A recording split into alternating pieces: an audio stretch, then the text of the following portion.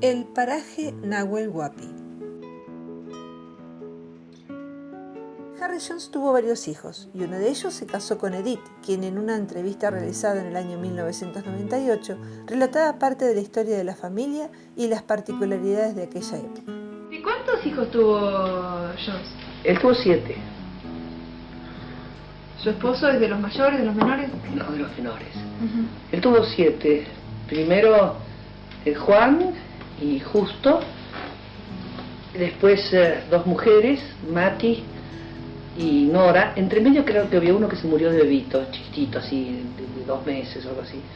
Había uno que se murió, pero no me acuerdo dónde estaba. Y después Yuki. Y después de 7 años, cuando ya calculaban que la familia se había terminado ahí, apareció Andrés, que era mi marido. Y 2 años después Charlie, el menor. O sea que tuvo continuidad la familia. Sí. ¿Su esposo qué le ha contado, por ejemplo, del padre? ¿Cómo era? ¿Qué cosas recuerda así, digamos, a nivel familiar, a su manera de ser? Bueno, que era... Como padre era una maravilla, parece, porque ellos le tenían un respeto, pero no respeto así de temor, no, uy, el viejo. Un respeto total, no, papá dice tal cosa, a papá no le gusta esto, con un cariño, una admiración hacia el padre. Y él decía, mi marido decía que el padre jamás les había puesto la mano encima, por lo menos a ellos más chicos, ¿no? Nunca. El papá nos decía, y lo decía de buena manera inclusive, ¿no? Mamá parece que era la que de vez en cuando le daba un sosegante de la que le venía bien, sí. ¿En qué año falleció su suegro? En el 57. ¿Usted se casó después de que él había fallecido? Y yo me casé en el 57, pero 3 meses después. ¿A su suegra la conoció o había fallecido antes? Cuénteme de su no, suegra. Mi suegra vivió como 15 años más. ¿Y cómo era eso? Señora de mucho carácter, que le gustaba que las cosas fueran como ella decía.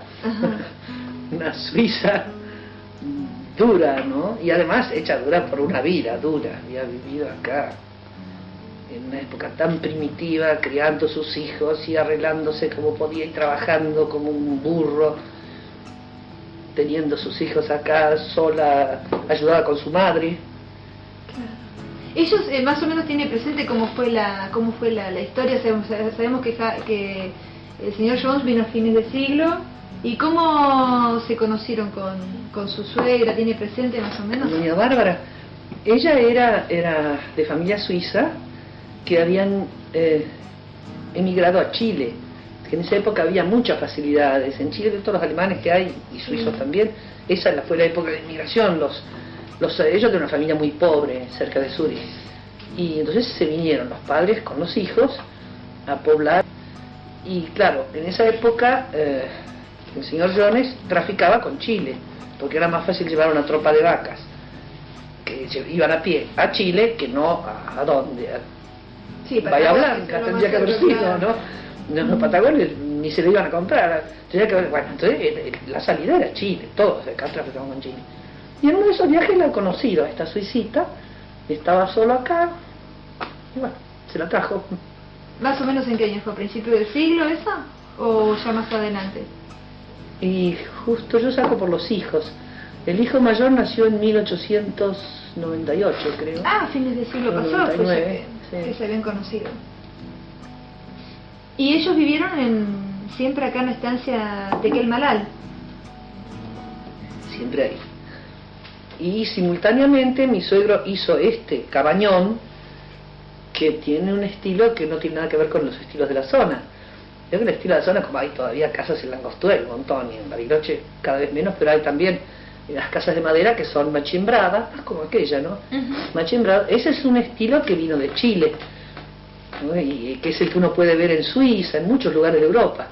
Pero este tronco entero, este lo trajo el de América. Él construyó con tronco lo que había visto en su infancia en Estados Unidos. Entonces, acá a veces vienen esa gracia americanos, ¿no? Y un log house, una casa de troncos, que es tan típica de allá, de Canadá, de América.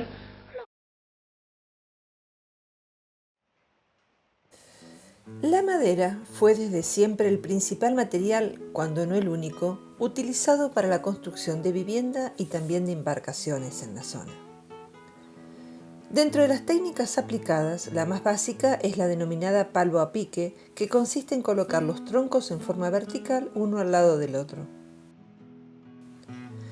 Con la llegada de los inmigrantes a la zona, la madera comenzó a trabajarse con herramientas básicas como el hacha y sierras manuales, aplicándose así técnicas como la del palo amordazado que le daban una estructura más sólida.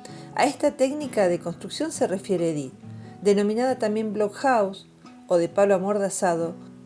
Consistía en colocar troncos a los que iban trabando entre sí, trabajados en uno de sus lados, con herramientas manuales como el hacha o sierra de mano. Era muy popular en los países como Canadá y Estados Unidos. En la década del 10 se instalaron los primeros aserraderos, y de este modo la madera serrada con máquina permitió la edificación de construcciones con machimbre, cantonera y orilla. El edificio actual del boliche fue construido por Jones en 1905 y llama la atención que haya sido revestido con chapa, ya que este material era más propio de las zonas portuarias.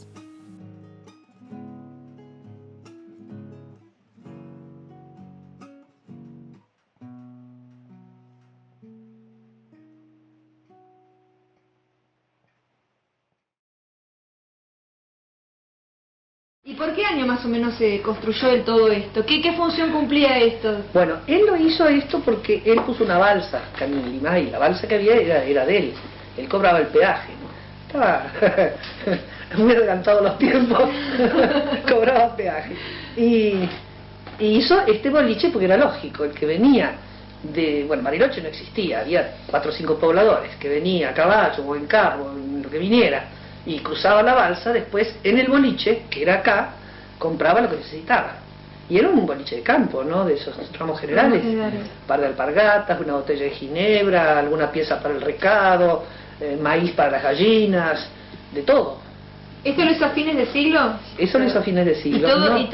Y esa casita, por ejemplo, que vemos allí. Bueno, esa es muy vieja también. Y el galpón vino después. El galpón lo hicieron unos años después un japonés que había, que se llamaba Saito.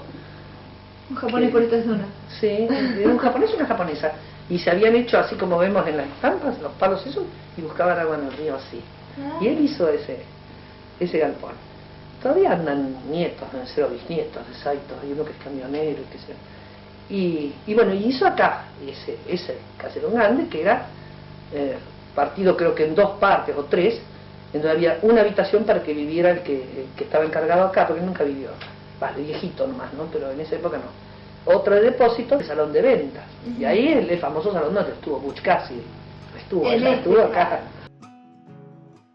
Butch Cassidy y Sundance Kid fueron 2 bandoleros norteamericanos muy famosos que a principios del 1900 llegaron a Argentina huyendo de la ley por haber cometido asaltos a trenes y bancos en su país de origen. Al llegar a Buenos Aires en 1901, oyeron hablar de la Patagonia, donde se instalaron con nombres falsos y llegaron a recibir tierras como pioneros en la zona de Cholila, e incluso tener relaciones amistosas con personajes influyentes de aquella época.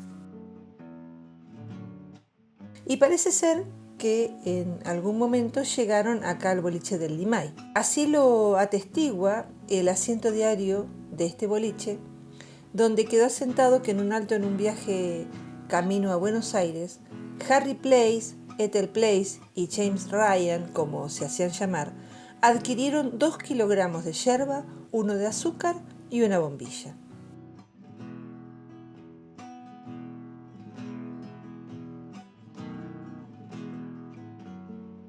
Hay unas fotos ahí en el boliche de esa época, están comiendo un asado. Sí, serían la puerta de acá, claro. Y en esa época venían los pistoleros, ha habido muchísimos más, y sin embargo famoso en eso por la película. La película fue lindísima, la vio todo el mundo y era bárbaro. Además pintaron unos pistoleros tan agradables, tan simpáticos. Que se daban ganas de uno decía, qué maravilla, ojalá hubiera más, ¿no?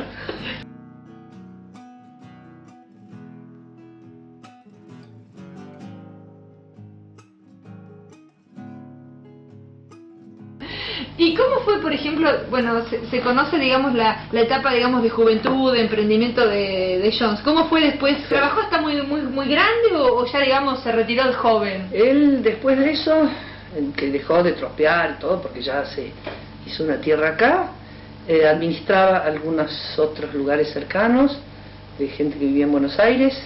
Ahí en el boliche hay un libro tardito, flaco, que es la administración que él tenía. Ese es de 1901, creo, algo así, de una estancia cerca de Trafuro. Y administraba y tropeaba, ¿no? Hacía una tropa y la llevaba a venderse a Chile. Y después cargaban los carros con cueros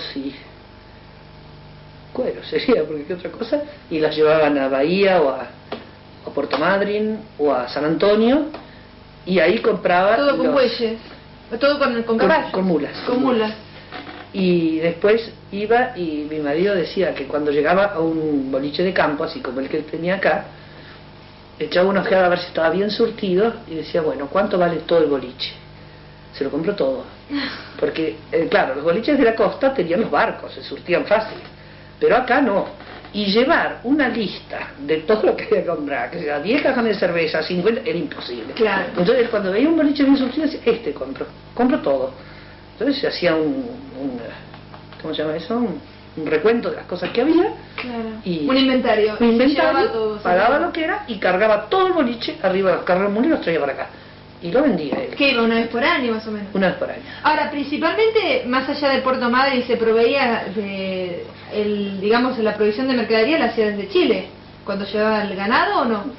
Bueno, de Chile también, pero lo que pasa es que cruzar la cordillera con peso, con cosas grandes, era muy difícil. No se podía. La hacienda pasa fácil y camina. Entonces él se aprovisionaba acá. Y un día le digo, mira, yo tengo una cantidad de papeles ahí arriba en el boliche porque se guardó todo.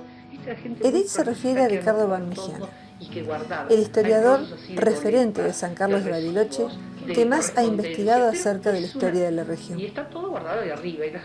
No lo han comido las lauchas, no se ha humedecido, no le ha pasado nada. Un día vení y mirá a ver si hay algo que tiene interés.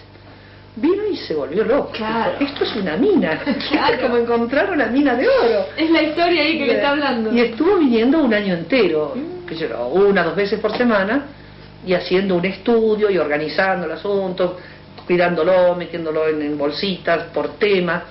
Y así que él sabe mucho más que yo del movimiento de carros. Él dice, todo lo que yo he aprendido del movimiento comercial de esta zona gracias a estas boletas es bárbaro. Claro. Todo el movimiento de mulas, de carros, hasta figuraba quiénes eran los troperos, quiénes eran los peones, cuánto se les pagaba cada uno por día. Claro, todos esos datos. ¿Y hasta qué edad hasta cuánto tuvo Jones este boliche? Hasta el 36 o 39, cuando se hizo el puente. No este puente, el otro puente que había más allá.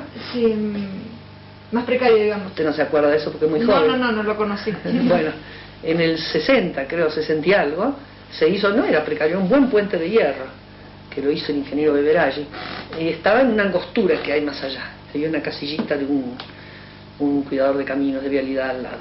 Y ese puente se usó toda la vida. Cuando hicieron el asfalto, que eso fue en el 60, creo, ¿no? 60, 61, ahí decidieron hacer este puente acá.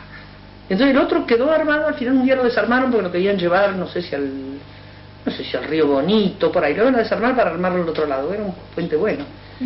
Y cuando se hizo el puente ese, aquel de allá, ya Bariloche había crecido, era el 36 o 39, yo no me acuerdo bien, pero eso es fácil de encontrar ese dato. Y entonces el boliche se cerró. Claro. Porque ya no tenía sentido, ¿no? Ya no iba a tener el movimiento. Claro, la gente, digamos... Claro, ¿De dónde venía gente al boliche? Venía de toda la campaña. Todo lo del lago, claro. Sí, tenemos datos, por ejemplo, de gente del otro lado del lago de la villa. Bueno, nosotros le llamamos del otro lado del lago, ¿no? Sí, sí. Porque está de la parte norte. Y que tenemos de gente que se acuerda cuando era chico venía claro. al boliche de Jones. Claro, era el boliche grande. El boliche de Limay, que se llamaba. El boliche de Limay, el boliche de Jones. ¿Él cómo le llamaban en esa época? El boliche. ¿El boliche? El boliche. Ah, bien.